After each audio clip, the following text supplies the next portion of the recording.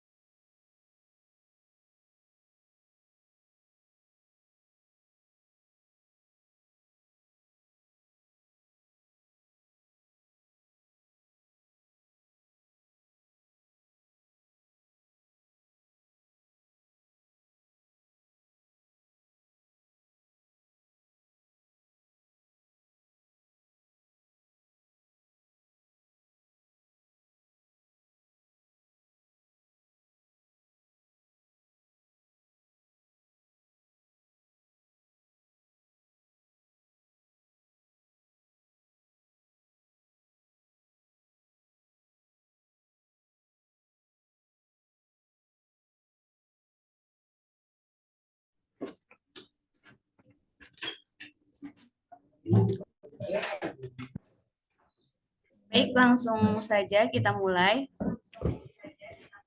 Assalamualaikum warahmatullahi wabarakatuh. Selamat pagi semuanya. Pertama-tama marilah kita panjatkan puja dan puji syukur kehadirat Allah Subhanahu wa taala yang telah memberikan kita kesehatan sehingga kita semua dapat berkumpul di acara webinar pada hari ini. Kedua kalinya, sholawat dan salam semoga tetap tercurah limpahkan kepada junjungan Nabi besar kita, Nabi Muhammad SAW, yang telah membawa kita dari alam kegelapan menuju alam yang penuh dengan ilmu pengetahuan. Yang terhormat, Ibu Sinar Yunita Purba, SST MPH, selaku pemateri pada webinar hari ini. Yang saya hormati teman-teman Bapak Ibu sekalian, selamat datang dalam acara webinar yang dengan tema mengubah tugas akhir menjadi jurnal. Sebelumnya, izinkan saya untuk membacakan prosedur atau peraturan pada webinar hari ini. Yang pertama, mohon untuk peserta webinar on kamera dan menggunakan background yang telah disediakan oleh kami. Yang kedua, mohon untuk unmute saat acara webinar berlangsung, kecuali peserta dimohon untuk tidak keluar dari Zoom terlebih dahulu, karena di pertengahan acara akan dikirimkan link presensi sebagai syarat untuk mendapatkan sertifikat gratis. Baik, untuk mempersingkat waktu, saya akan membacakan susunan acara. Acara yang pertama yaitu pembukaan. Acara yang kedua, menyanyikan lagu Kebangsaan Indonesia Raya. Acara yang ketiga, pemaparan materi yang akan disampaikan langsung oleh Ibu Sinar Yunita SST MPH. Acara yang keempat, sesi tanya-jawab, dilanjut dengan sesi foto bersama, dan terakhir penutup. Baiklah, kita akan buka acara webinar pada hari ini dengan mengucapkan basmalah bersama. Bismillahirrahmanirrahim. Selanjutnya yaitu menyanyikan lagu Kebangsaan Indonesia Raya.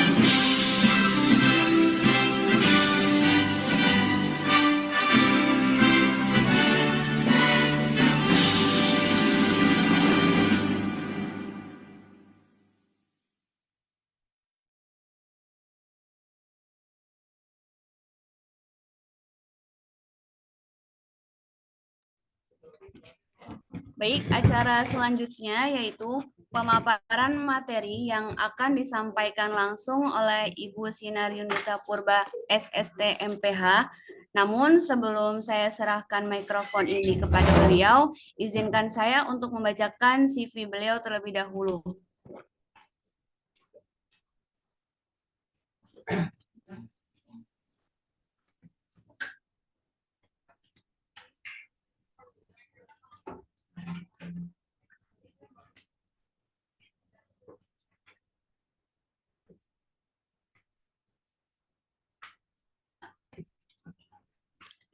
Nama Sinar Yunita Purba SSTMPH, Child Health and Wellbeing Research Lead, Pendidikan, Diploma Kebidanan, Sekolah Kedokteran Sains Elizabeth Medan, Indonesia pada tahun 2008 sampai dengan 2011. Kemudian Bachelor of Applied Science, Universitas 11 Maret, Surakarta, Indonesia pada tahun 2013 sampai dengan 2014. Dilanjut Magister Kesehatan Masyarakat, Universitas Chulalongkorn, Bangkok, tahun 2020 sampai dengan 2021. Pengalaman kerja, asisten medis, Korps Perdamaian pada tahun 2018 sampai dengan 2020, asisten program perawatan kesehatan, kemudian organisasi internasional untuk migrasi pada tahun 2015 sampai dengan 2018. Keterampilan, yaitu di sini ada beberapa keterampilan. Yang pertama, keterampilan klinik, pengawasan dalam pelayanan kesehatan, entry data dan kesehatan, laporan, pendidikan kesehatan, melek komputer, pengawasan staf, perawatan pasien yang luar biasa, dan juga penilaian kesehatan. Kemudian prestasi yang pernah beliau raih yaitu sebagai pembicara, pelatih, atau penyelenggara kolaborasi kampanye kesadaran untuk kesehatan. Yang kedua yaitu vaksinasi berstandar internasional kepada 120 relawan Amerika Serikat di Surabaya setiap triwulan pada program pelatihan prajabatan dan pelatihan dalam jabatan. Kemudian pertemuan pemangku kepentingan dengan kantor imigrasi, badan hukum dan hak asasi manusia, instansi pemerintah, Direktur Pelayanan Kesehatan Primer terkait dengan tindakan kemanusiaan perlindungan pencari suaka dan pengungsi. Kemudian pertemuan rutin triwulan distrik dengan sekolah umum, kantor polisi, Departemen Kesehatan Bandara, Departemen Kesehatan Pelabuhan, Kedutaan Besar Amerika Serikat, dan kantor imigrasi di Surabaya, Jawa Timur. Yang terakhir tercapainya pelatihan 52 tenaga kesehatan Puskesmas Purbalingga dan juga guru sekolah usia dini untuk peningkatan angka pencegahan kesehatan global. Luar biasa sekali ya pemateri kita pada hari ini. Langsung saja kita memasuki acara yang teman-teman tunggu, yaitu pemaparan materi yang akan disampaikan langsung oleh Ibu Sinar Yunita Purba, SST MPH. Kepadanya saya persilahkan.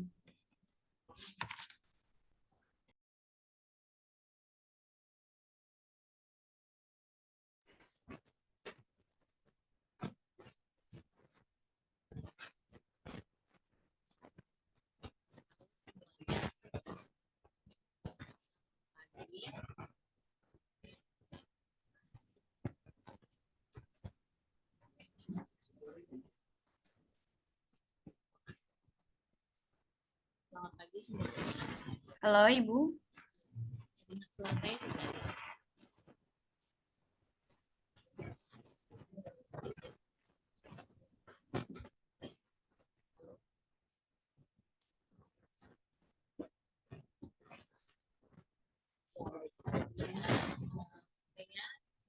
Terima kasih sekali ya atas kesempatan yang diberikan kepada saya hari ini. Ya, saya juga meminta maaf karena ada sedikit keterlambatan untuk memulainya webinar kali ini, ya dikarenakan juga kita. Ibu mohon maaf suaranya belum terdengar. Ini sudah terdengar.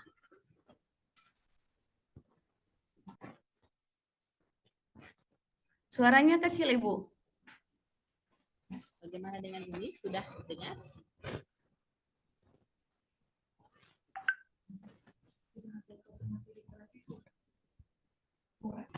Halo?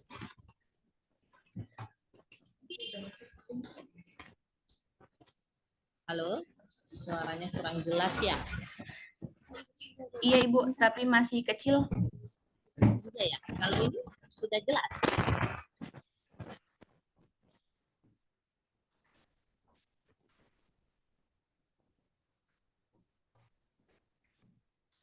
Halo,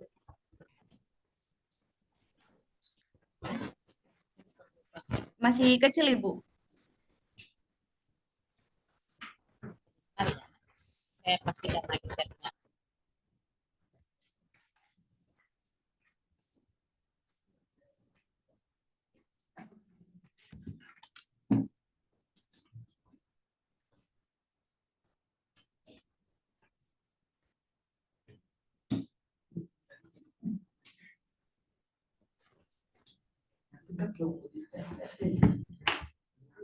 Halo, ini sudah kedengaran belum ya?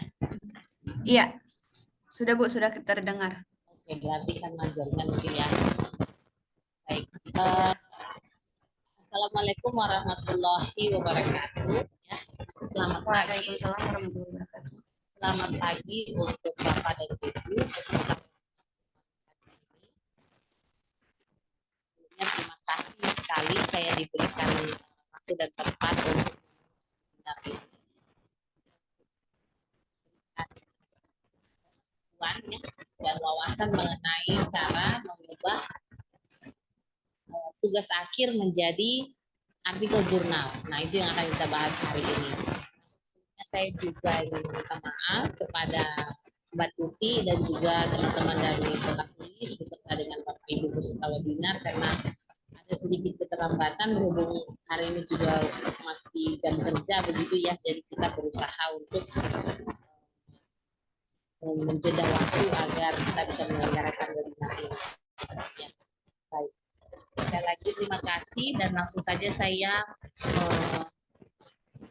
membagikan layar ya untuk materi hari ini.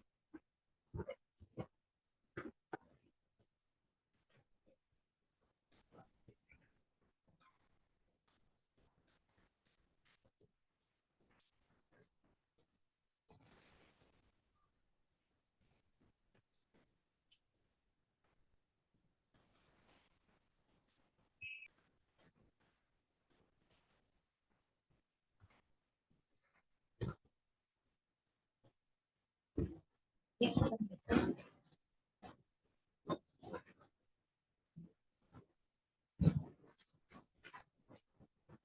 sebentar ya.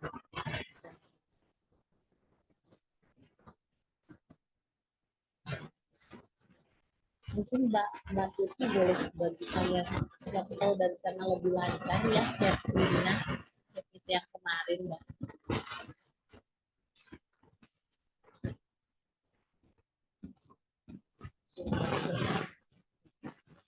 Masih belum jelas ya suara saya ya. Ya Ibu masih kresek-kresek gitu, kurang jelas.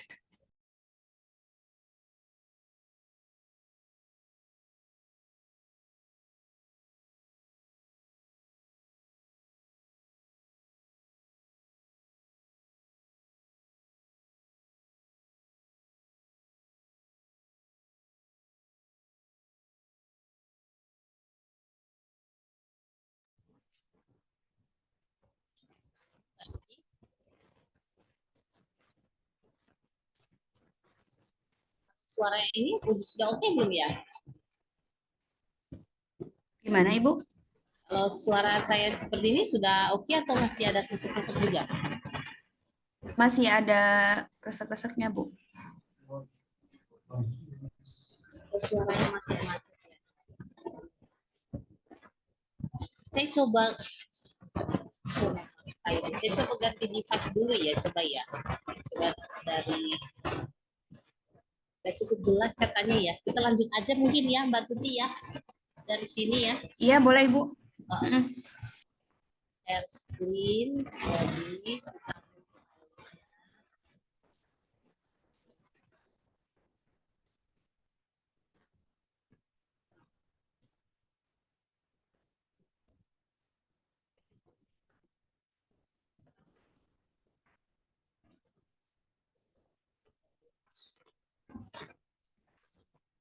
Sebentar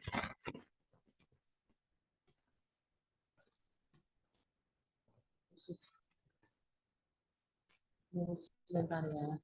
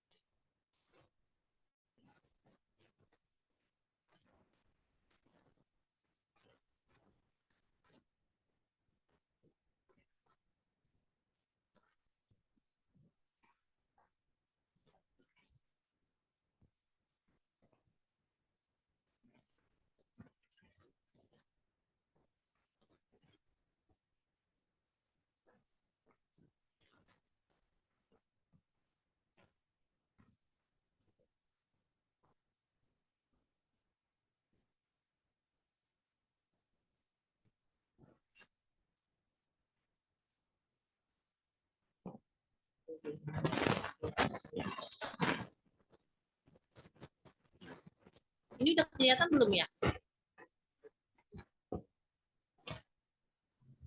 Belum, Ibu.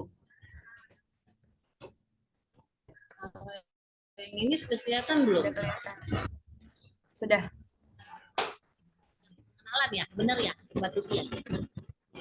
Iya, tapi belum digambar PowerPoint-nya.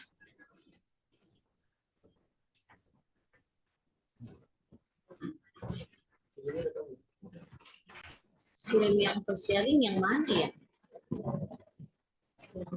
Yang ada file-file itu sih? Gimana, Ibu?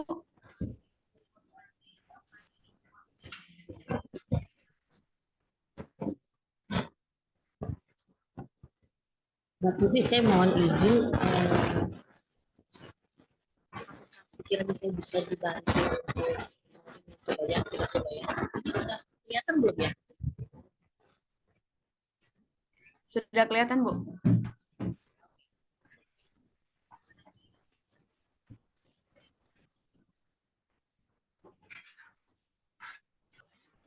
Jadi, kita bahas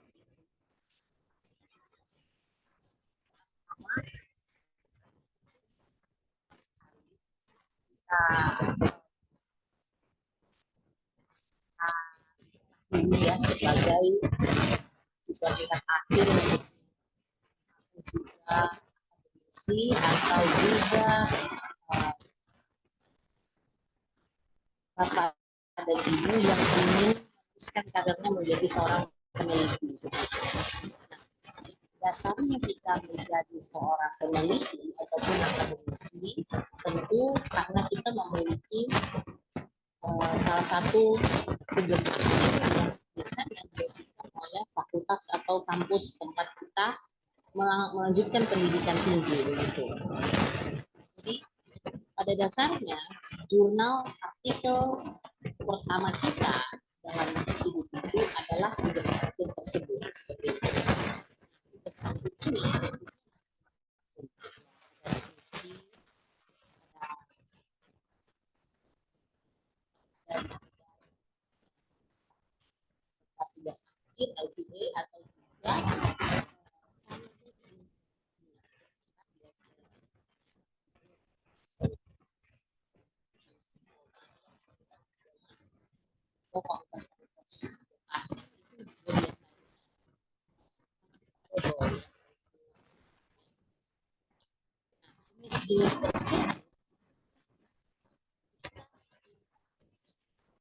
transformasikan menjadi sebuah artikel bisa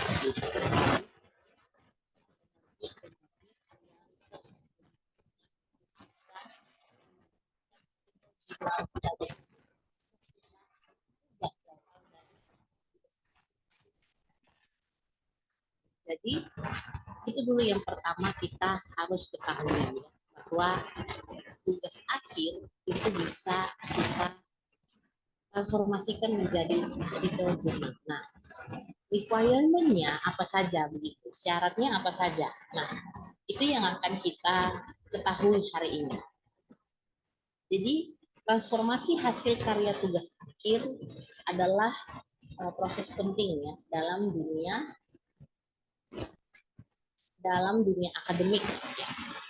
Akademik ini artinya kita semua yang pernah duduk di bangku pendidikan tinggi ataupun entah sebagai pengajarnya ataupun sebagai mahasiswanya atau sebagai staf yang pasti dalam dunia akademik, sehingga kita adalah orang-orang akademia.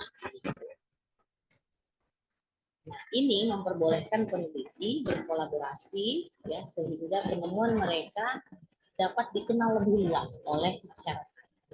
Jadi tujuannya tugas akhir kita tersebut ya kan, kita ubah menjadi jurnal agar hasil pemikiran kita, proyek akhir kita itu kita nantinya sudah ya kan biasanya itu berdampak lebih banyak. Jadi semua orang lebih bisa untuk membacanya ketika kita meletakkan hasil karya tugas akhir tersebut di forum umum ya kan, misalnya jurnal terakreditasi ataupun oral presentation ataupun poster presentation, publikasi atau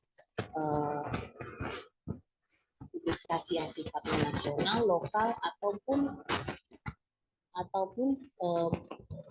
sebuah buku ya, buku entah itu menjadi bahan ajar lebih hebat lagi sebenarnya. Tapi untuk yang pertama aja deh, kita yang lebih sederhananya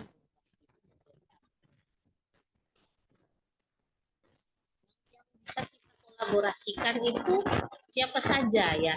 Jadi tugas akhir itu kolaborator kita itu adalah dosen kita biasanya. Biasa di sini ya. Nah, tugas akhir itu kolaborator kita adalah dosen kita. Biasanya ketika tugas akhir itu ditransformasikan menjadi artikel jurnal, maka itu akan menjadi seperti perundingan yang sifatnya untuk statement saja di jurnal nanti. Gitu. Misalnya mahasiswa itu biasanya Bapak Ibu sekalian biasanya akan menjadi penulis pertama ketika itu diputuskan untuk dipublish dalam bentuk artikel jurnal. Nah, dosen akan menjadi penulis kedua atau penulis ketiga atau penulis keempat, tergantung dari apakah hasil tugas akhir tersebut adalah tugas kelompok kah atau tugas individu begitu.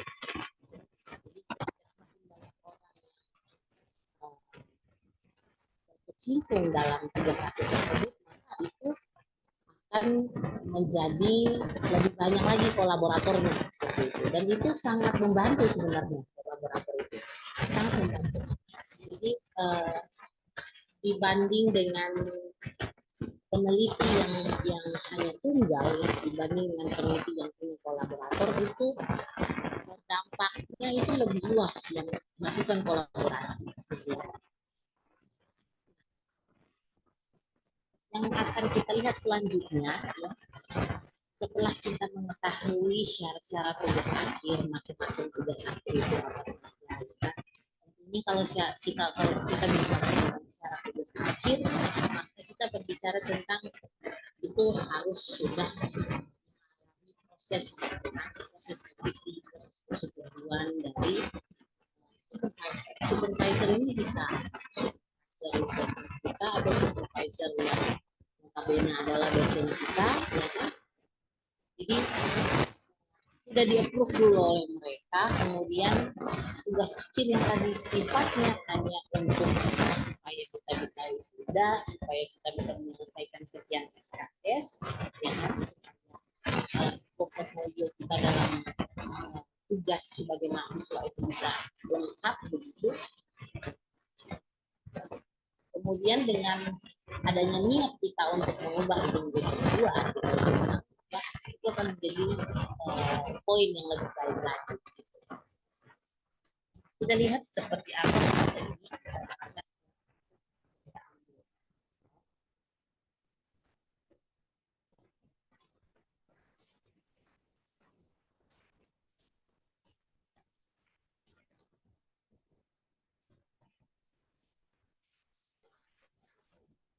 strategi dan langkah yang bisa kita ambil itu ya, adalah memastikan kata penulisan itu dulu yang pertama. Penulisan dan tata bahasa EYD-nya. Jadi kalau kita mau rencananya nih mau publish di jurnal yang terakreditasi secara nasional, maka kita fokuskan pada EYD bahasa Indonesia. Tapi kalau kita mau aplikasikan di nasional, kita harus menyesuaikan standar EYD dan juga standar penulisan artikel jurnal tersebut sesuai dengan standar International English seperti itu. Nah, International English ini pun dalam dunia akademi itu cukup berbeda kaidahnya dengan ketika kita sekedar speaking with other people. Ya. Jadi itu lebih melibatkan banyak bahasa yang baku, bahasa-bahasa ilmuwan, ya kan?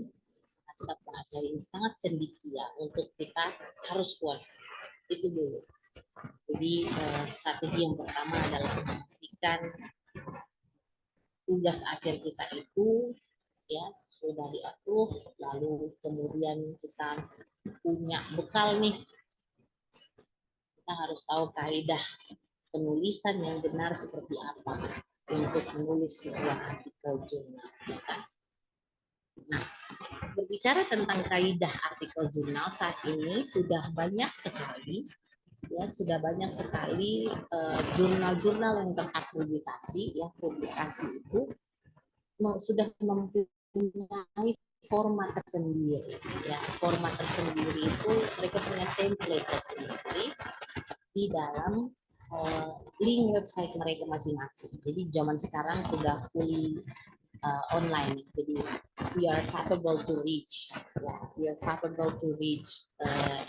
anything in the internet ya kan, termasuk dalam memfilter jurnal mana yang akan kita pilih yang kira-kira akan memberikan nilai tambah kredit pada kita sebagai mahasiswa dan lain sebagainya. Nah, jadi begini, tujuan kita itu apa? Secara personal ataupun secara profesional di dalam mengubah, mentransformasikan tugas akhir ini menjadi artikel jurnal. Ya, saya punya beberapa pengalaman dengan saya dan juga dengan teman-teman kantor research ya, waktu itu di bagian R&D. Jadi mereka punya tujuan yang berbeda. Jadi kalau mahasiswa biasanya Bapak Ibu yang menjadi mahasiswa saat ini sangat ingin melakukan transformasi tugas akhir mereka yang tadinya dalam bentuk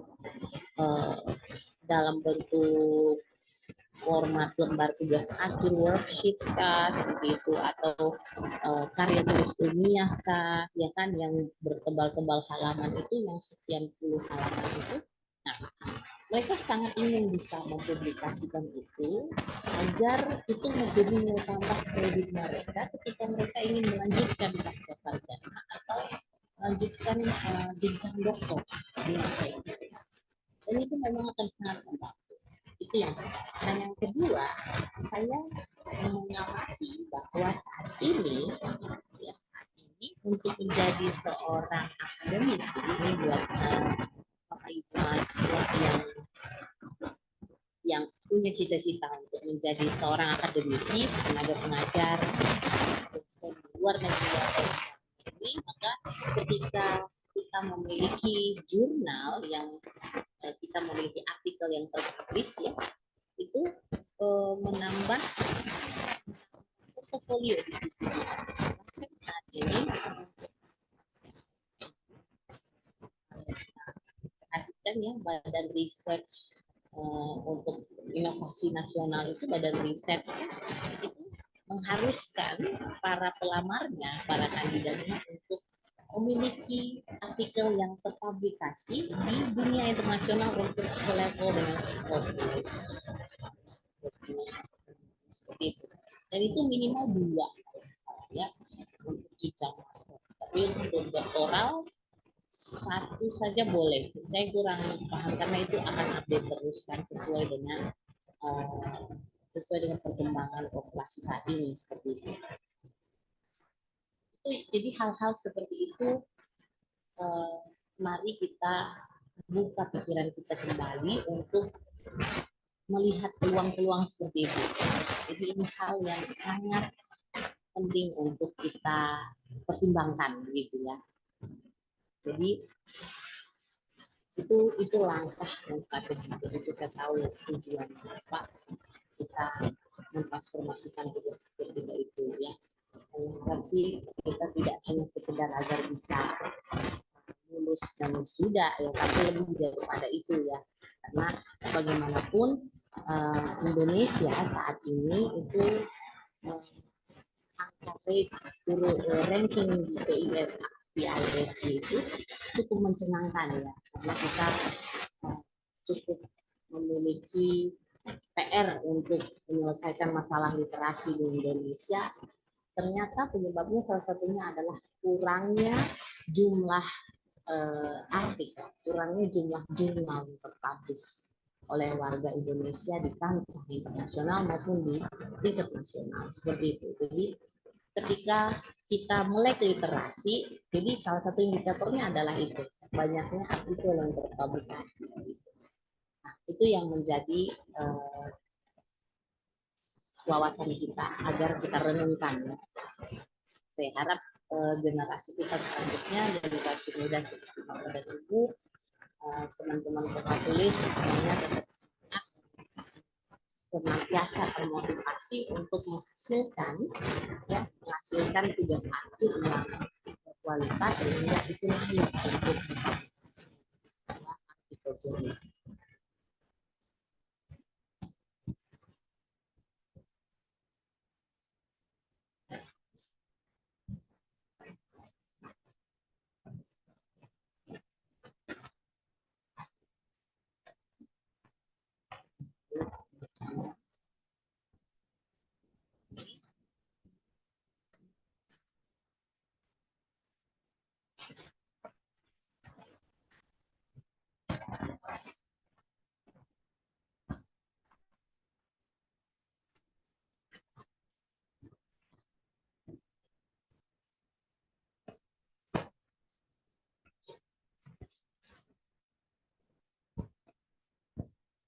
Halo Ibu. Halo, iya.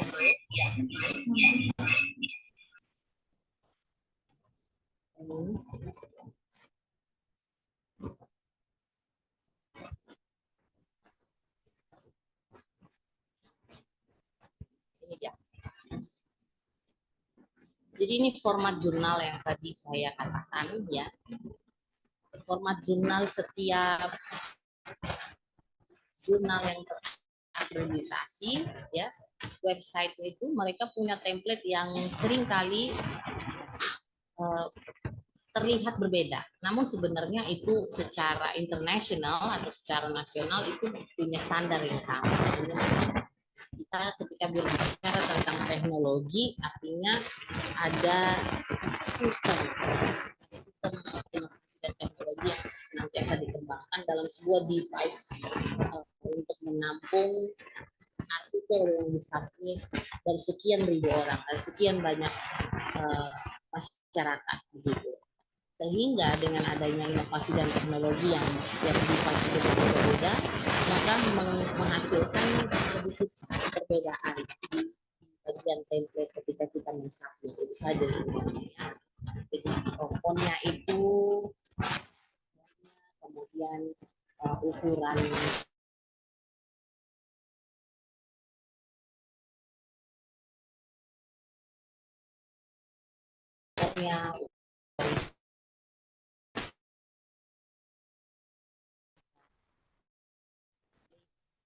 papernya seperti memiliki ini adalah macam rangkuman singkat ya atas semua yang sudah kita tulis dalam karya tulis lembar karya tugas akhir tersebut.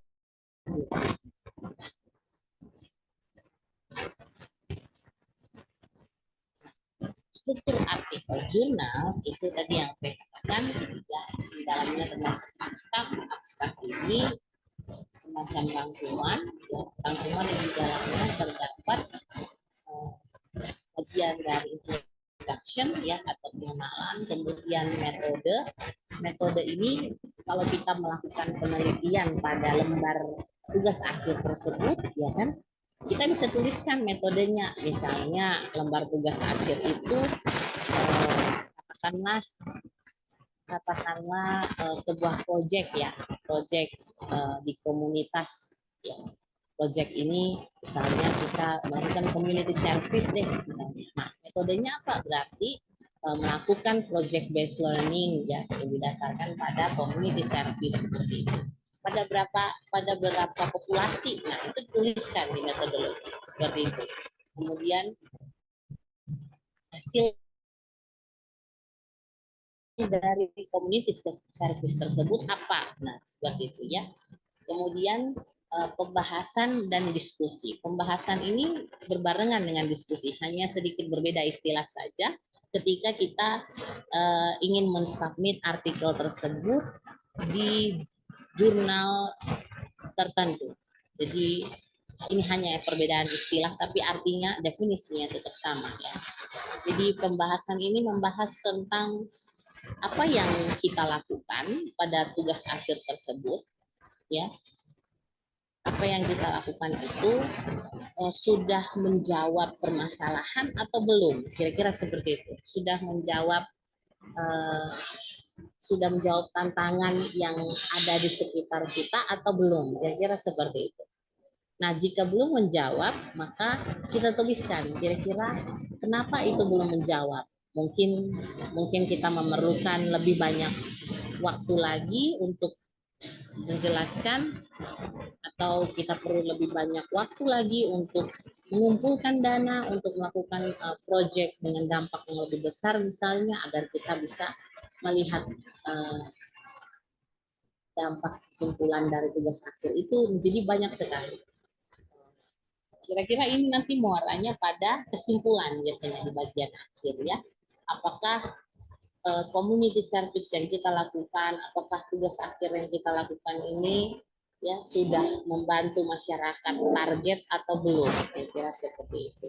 Apakah hasilnya signifikan dengan yang jadi praduga kita sebelumnya, hipotesis kita sebelumnya? Kira-kira seperti itu.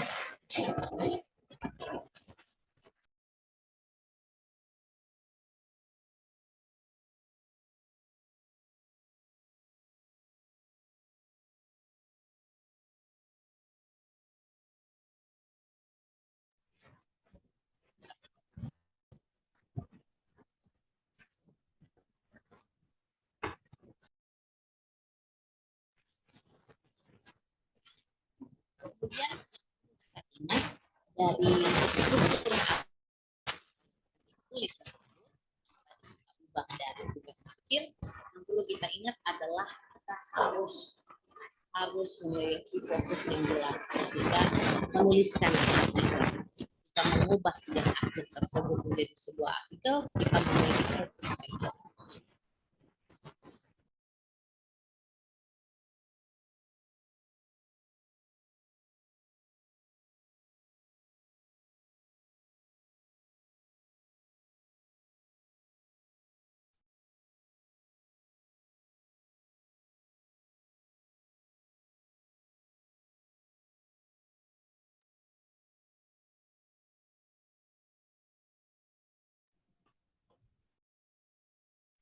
Ibu maaf nggak ada suaranya.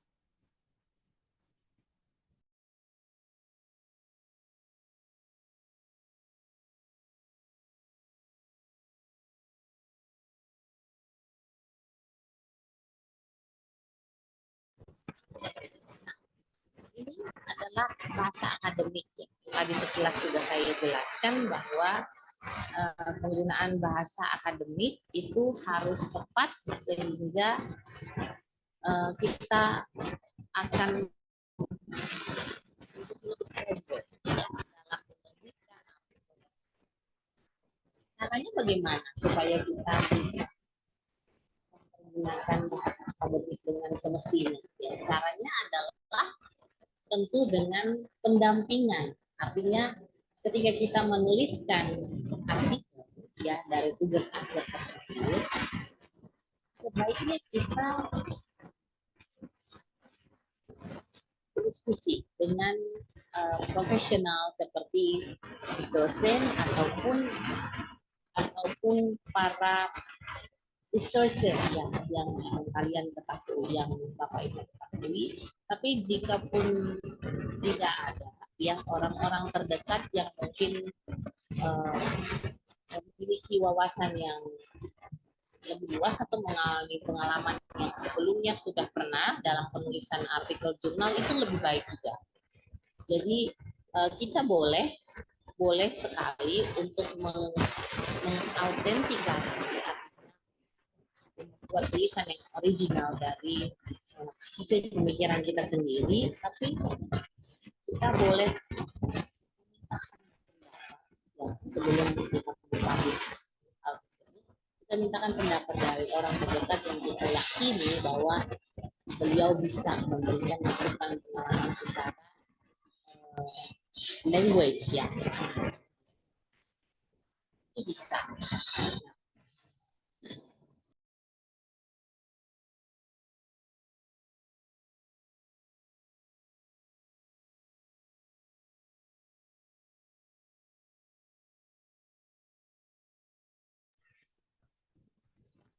Nah, yang kedua yang perlu kita ketahui ya mengenai syarat, strategi dan langkah-langkah tadi adalah mengutip sumber dengan betul.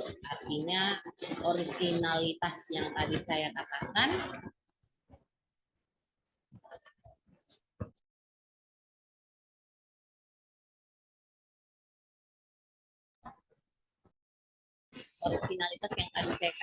adalah mengenai ini sumber ini daftar pustaka ya, daftar pustaka kalau sekarang itu minimal 15 ya, 15 sampai 20 sumber literatur yang bisa kita jadikan bahan bacaan untuk penulisan artikel kita.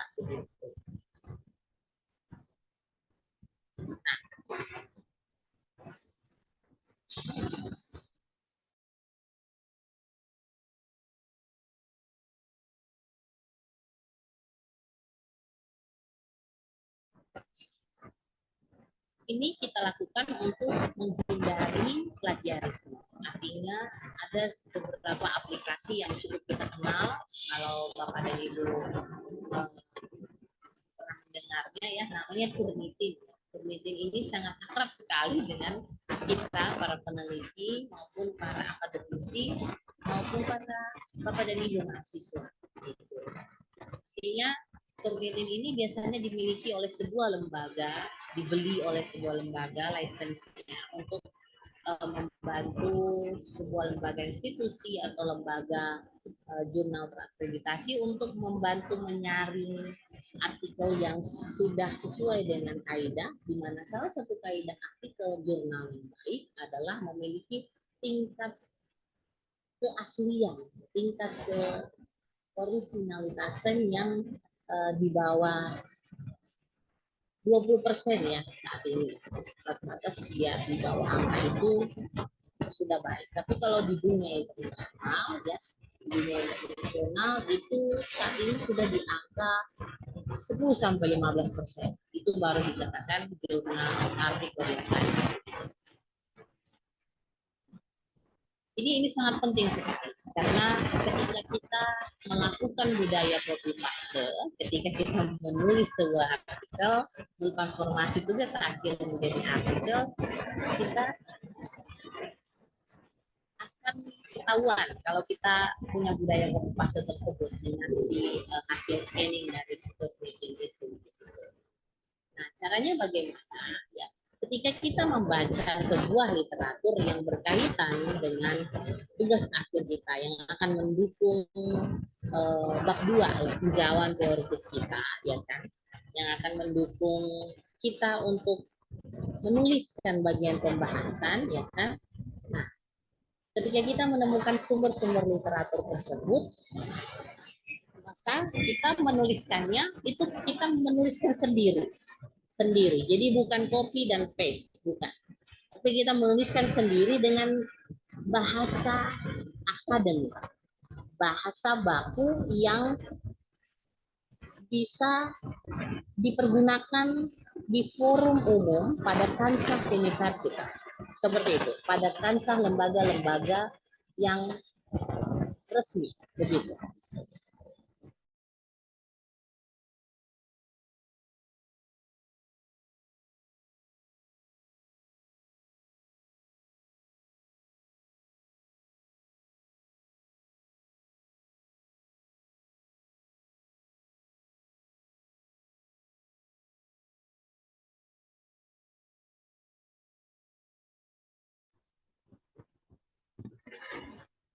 Kemudian,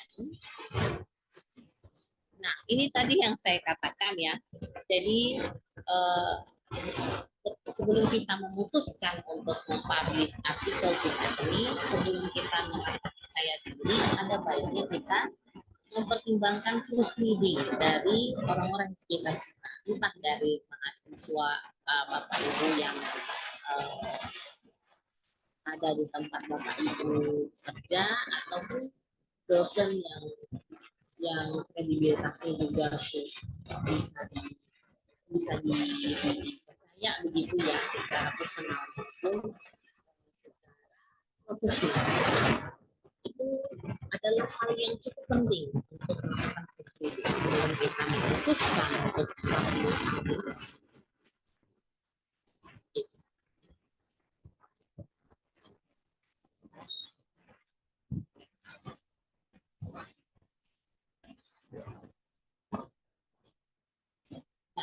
Kemudian setelah kita mempertimbangkan pendapat para profesional yang sudah mengkritik artikel kita, naskah kita ini, revisi lagi, kemudian dikritik lagi, kemudian kita revisi kembali. Hal-hal seperti itu adalah hal-hal yang biasa. Dan itu adalah bagian dari proses yang membuat kita menjadi lebih berwawasan, ya kan, lebih rendah hati. Ketika kita mau merevisi itu berulang kali, maka kita meningkatkan sisi kerendah hatian sebagai manusia yang ingin belajar, kan? Karena individu ciptaan Tuhan yang ingin selalu belajar, begitu. Nah, ini kemudian strategi ya. Ini seperti strategi cara memilih penerbitan yang akan membantu kita untuk memperluas exposure dari naskah artikel kita ini sehingga lebih banyak lagi dibaca orang, dan nantinya tidak heran penelitian kita atau artikel kita tersebut, ya kan, tulisan kita itu akan dijadikan referensi bagi para penulis lain yang membaca penelitian kita.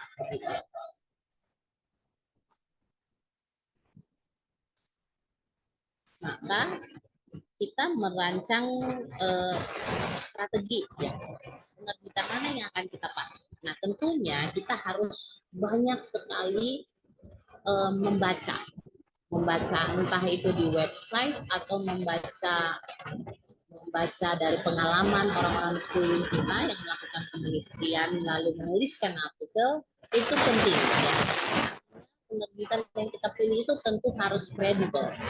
Kredibel itu bisa diukur dengan kalau di istilah akademisi itu ada Sinta 1, Q2, Q3, atau Sinta 1, Sinta 2, Sinta 3, Sinta 4, dan Sinta 5. dan Sinta 6 ya. Artinya itu adalah ukuran dari seberapa baik jurnal tersebut dalam memberikan dampak bagi masyarakat di tingkat nasional maupun internasional seperti itu.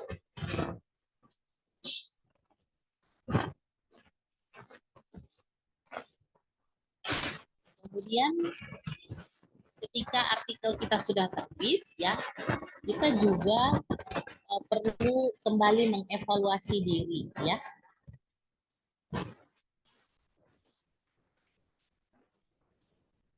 Kita mengevaluasi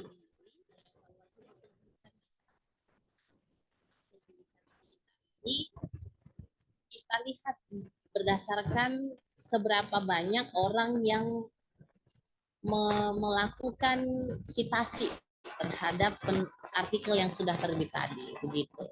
Kemudian kita juga melihat dari kalau kita exposure juga ke media sosial di jurnal tersebut, maka kita bisa melihat seberapa naik grafiknya, artinya viewernya ada berapa, yang download seperti itu. Kemudian kita juga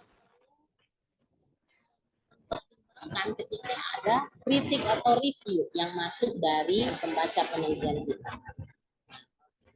Jadi itu akan membuat penelitian kita menjadi lebih baik di masa yang akan datang.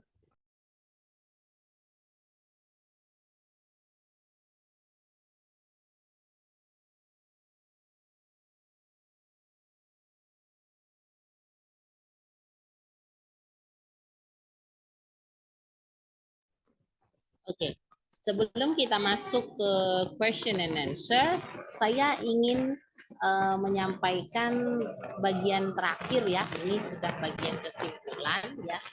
Artinya kesimpulan dari tugas akhir kita tersebut, apakah signifikan dengan teori yang sebelumnya kita pelajari mengenai hal tersebut, seperti itu. Ketika kita terjun ke lapangan nih, apakah benar dengan kita terjun teori tersebut juga benar gitu. Ternyata yang kita temui di lapangan ketika kita melakukan tugas akhir tersebut sedikit berbeda nih dengan teori. Bisa jadi karena kondisi demografisnya, bisa jadi karena perbedaan populasi, bisa jadi karena teori itu sudah 5 tahun yang lalu, tapi kita melakukan tugas akhir tersebut, terjun ke lapangan, field report, project untuk community service-nya tahun ini misalnya, itu kan sebuah perbedaan juga gitu. Tersebut yang menjadi kesimpulan kita. Ya. Nah kemudian kita juga menekankan kembali untuk memilih desain dan strategi yang tepat untuk mentransformasi tugas akhir tadi menjadi sebuah artikel. Ya. Dengan mengikuti langkah-langkah yang telah kita paparkan tadi, maka saya berharap ya Bapak dan Ibu, mahasiswa sekalian dan rekan-rekan ya mampu melihat bahwa oh iya ya ternyata tidak sesulit itu gitu. Oh ternyata di luar sana banyak website artikel publisher yang kredibel ya. Karena tadi ukurannya adalah itu Q1 sampai Q3 atau Q4, lalu kemudian Sinta 6 sampai Sinta 1 seperti itu. Jadi dengan ukuran-ukuran seperti itu ya kita tinggal lihat saja di website penerbit jurnal tersebut apakah dia sudah masuk Sinta berapa nih, sudah masuk Q berapa nih, seperti itu. Ya sudah, jadi kalau kita sudah cukup percaya diri, kita minta pertimbangan profesional atau orang-orang di sekeliling kita untuk menjadi proofreader dari artikel yang kita tulis, ya kan? Maka mari kita bersiap untuk kemungkinan kita lebih luas lagi bermanfaat bagi masyarakat gitu.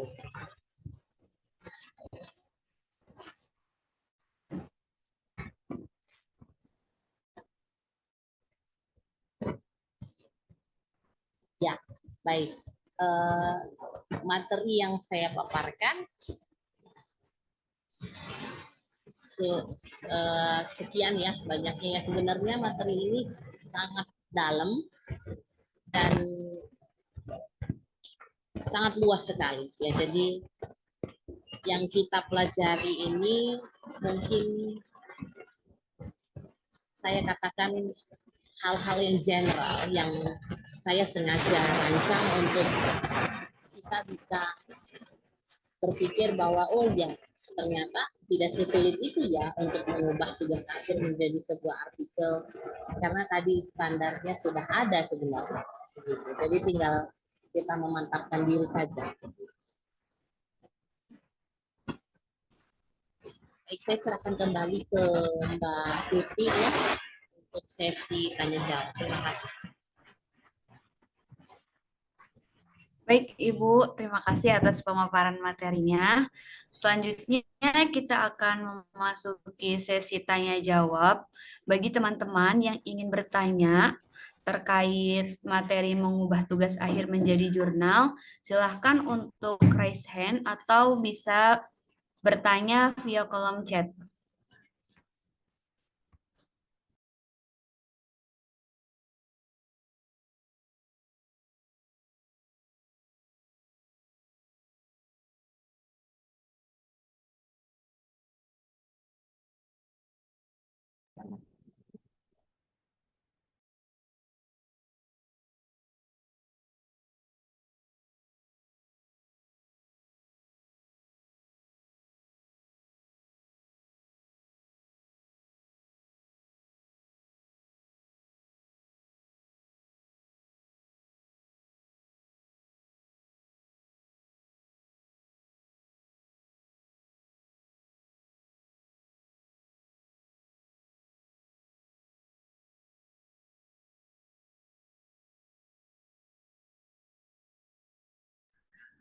Silakan teman-teman yang ingin bertanya untuk 3 penanya.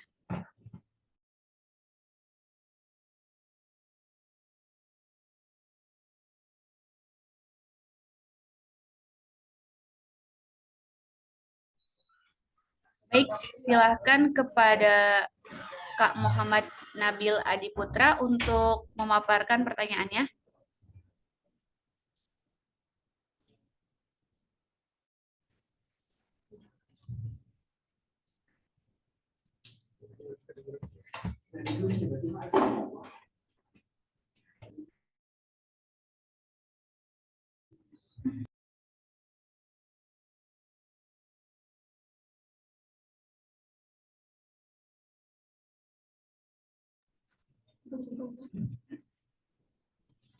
Bagaimana cara memastikan bahwa sebuah penelitian yang sudah pernah menjadi tugas akhir dapat dianggap sebagai karya orisinal untuk publikasi jurnal? Apakah ada batasan minimal perubahan yang harus dilakukan?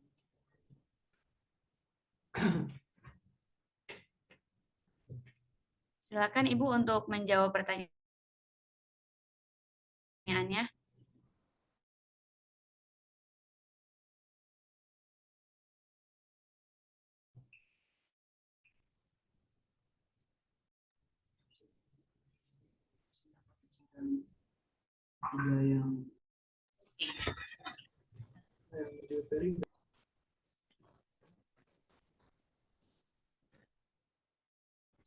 Monggo Ibu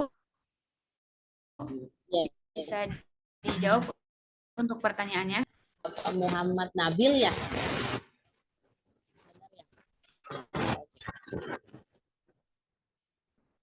Ya, jadi cara memastikan tugas akhir kita itu orisinil ya, orisinil dan layak untuk diubah menjadi sebuah artikel gitu ya. Baik. Nah, cara melihat memastikan tugas akhir kita itu layak untuk menjadi sebuah artikel tergantung situasi kita saat itu. Artinya maksudnya posisi kita sebagai mahasiswa kah atau sebagai eh, seorang asisten researcher kah, seperti itu. Nah, jadi jika kita berbicara bahwa kita sebagai seorang mahasiswa, ya kan, yang baru saja menyelesaikan tugas akhir, ya kan, ini khususnya mahasiswa vokasi nih biasanya tugas akhir, ya, atau masih diploma yang memang dia jurusannya spesifik pada jurusan-jurusan tertentu biasanya untuk tugas akhir yang bukan skripsi ya. Tugas akhir ini kan banyak memang jenisnya, tidak hanya skripsi. Seperti yang tadi saya katakan ada lembar tugas akhir, yang rincian kumpulan beberapa worksheet yang kita susun berdasarkan hasil project based learning kita di lapangan. Itu juga bisa. Nah, tapi karena kita sebagai mahasiswa, ya kita belum bisa melakukan itu sendiri. Kita sebaiknya kita pendapat dari dosen kita sebagai pembimbing akademik atau sebagai pengawas proyek kita, supervisor kita.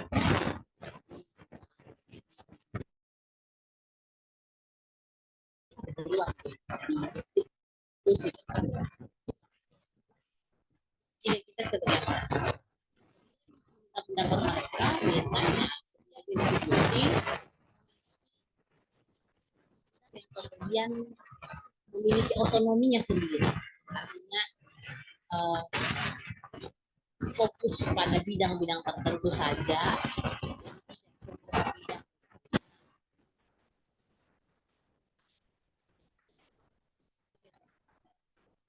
yang proyeknya, yang project base-nya itu adalah tentang inovasi dan teknologi, sudah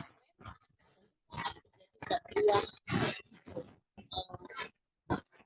keuntungan bagi institusi atau perguruan tinggi yang akan menjembatani kita untuk mentransformasi tugas akhir tersebut menjadi sebuah artikel, begitu.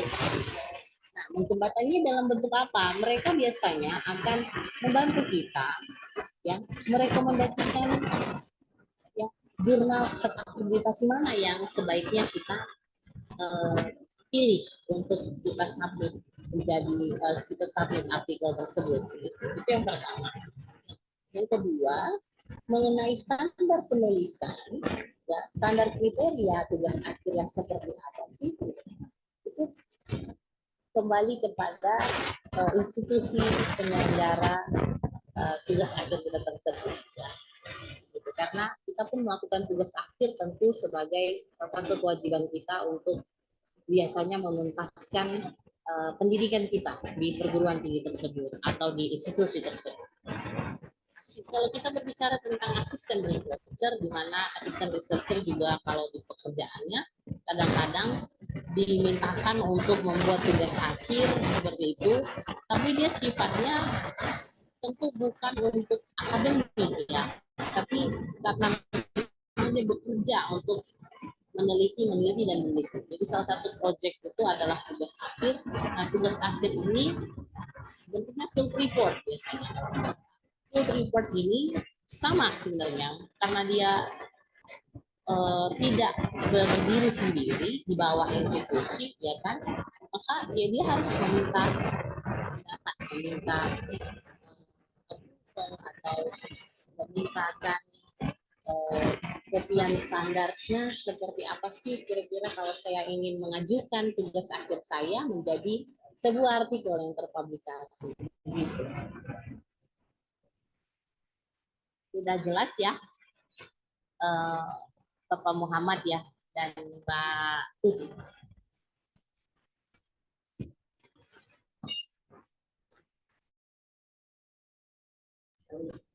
Baik, untuk pertanyaan selanjutnya dari Uswatun Hasanah, izin bertanya, Ibu, apa perbedaan utama antara struktur tugas akhir dan artikel jurnal? Apa perbedaan struktur tugas akhir dan artikel jurnal. Benar ya, Mbak Tuti ya? Seperti itu ya bunyi pertanyaannya ya? Iya, betul. Oke. Baik, terima kasih atas pertanyaannya ya Bapak Ibu sekalian. Jadi untuk perbedaan dari struktur tugas akhir dan struktur artikel ya, ini kita kembalikan kembali kepada jenis ya, jenis tugas akhir apa yang menjadi report kita. Jenis tugas akhir ini seperti yang saya katakan banyak jenis. Field report juga termasuk tugas akhir. Kemudian sekedar menulis essay juga itu terkadang di beberapa institusi itu termasuk tugas akhir.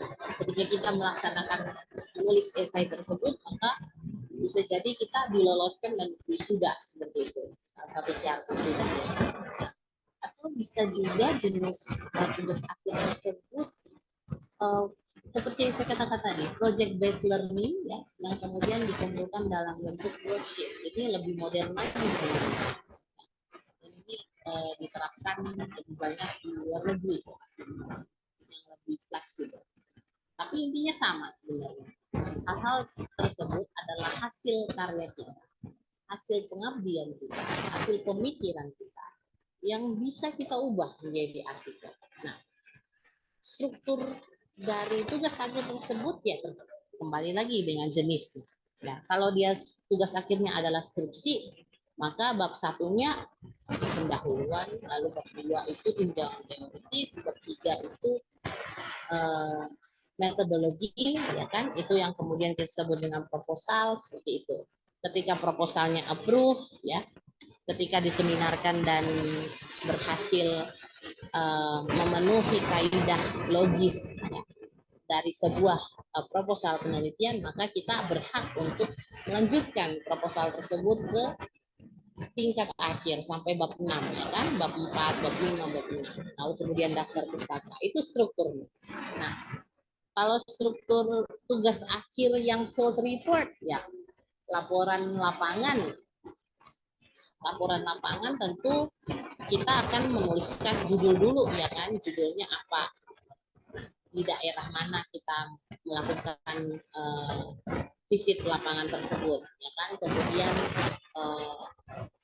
pada tanggal berapa sampai tanggal berapa, kemudian jadi semacam pengabdian masyarakat seperti itu.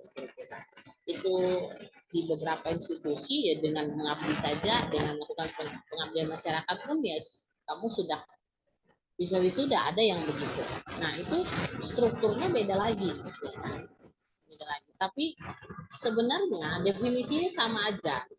Artinya sebuah hasil karya termasuk dalam tugas akhir sebaiknya memiliki pendahuluan, ya kan, kemudian tinjauan teoritis, lalu kemudian metodologi, lalu kemudian pembahasan, ya kan, apakah yang kamu temukan di lapangan berbeda dengan yang ada di teori. Kalau itu berbeda, apa alasan? Seperti itu. Kemudian bagian yang kelima setelah pembahasan, bagian keempat tadi hasil ya. Kemudian yang kelima pembahasan, lalu yang terakhir kesimpulan. Lalu bagian paling terakhir itu referensi tentunya. Referensi inilah yang kita perlu menguasai teknologi, di mana nanti ada beberapa aplikasi dan metode penulisan referensi yang membuat kita lebih efisien ya. Contohnya EndNote gitu, atau penulisan daftar pustaka. Nanti itu ada pilihannya, ada Vancouver kah, atau mau menuliskan daftar pustaka berdasarkan apa, itu semua ada pilihannya. Itu dia. Kemudian kalau dia project based learning, ya kan, project based learning yang kita susun menjadi sebuah kumpulan worksheet, ya kan, artinya ada penomoran urutan instruksi dari institusi tersebut biasanya. Instruksinya itu misalnya yang pertama jelaskan yang kamu temukan di lapangan pada tanggal sekian sampai tanggal sekian.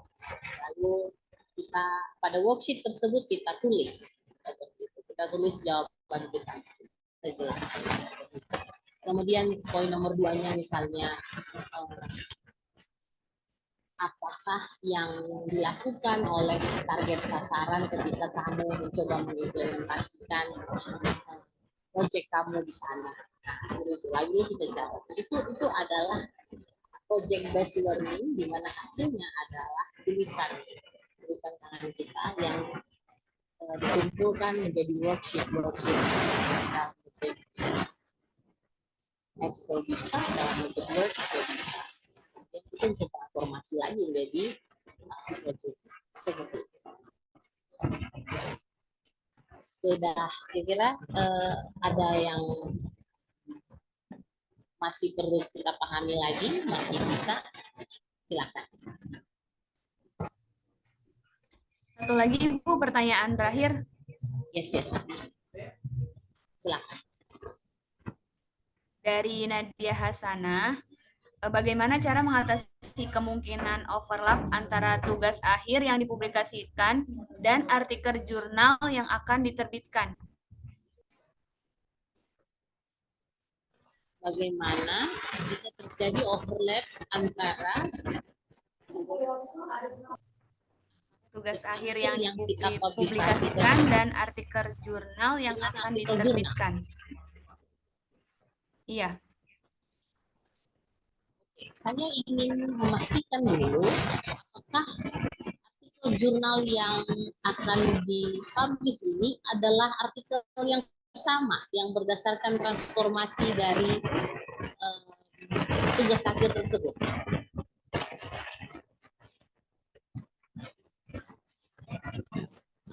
Ya, jika itu adalah artikel yang sama, ya, jadi kan ceritanya itu berarti dia publish 2 kali dengan naskah yang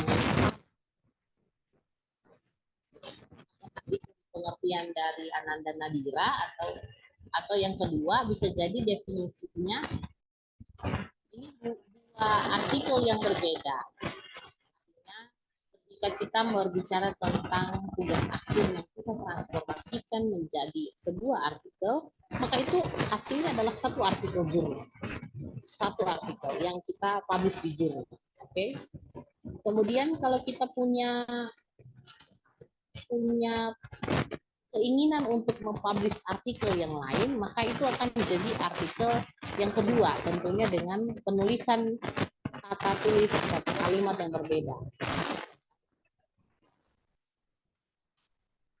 Jadi kalau kita berbicara overlapping, ya overlapping itu satu naskah publish di 2 tempat, maka itu tidak bisa. Artinya biasanya dari pihak website pun akan menanyakan apakah naskah ini sedang diupayakan terbit di tempat yang lain atau tidak. Biasanya seperti itu pertanyaan di website penerbit jurnal. Tapi jika naskah yang kita kirimkan adalah naskah satu-satunya, ya kan, tidak ada overlapping.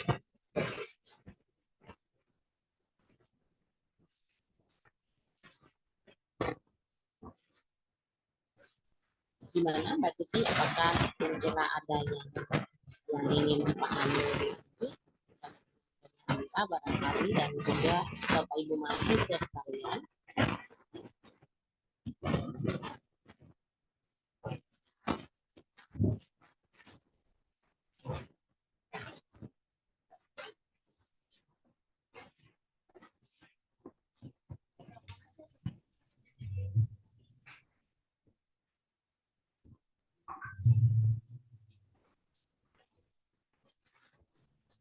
Baik, terima kasih kepada para peserta yang telah berpartisipasi dalam sesi tanya jawab ini. Terima kasih juga kepada pemateri yang telah menjawab dan menjelaskan apa saja pertanyaannya. Semoga jawaban yang diberikan dapat membantu teman-teman untuk mempersiapkan artikel jurnal dari tugas akhir masing-masing. Baiklah, kita sudah di penghujung acara. Sebelum diakhiri, akan ada sesi foto bersama Bagi semua peserta mohon untuk on kamera, untuk saya screenshot terlebih dahulu.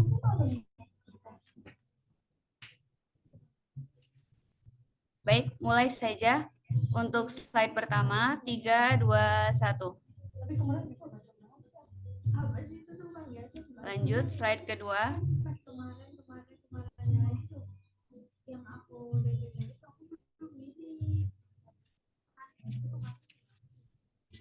Lanjut, slide selanjutnya.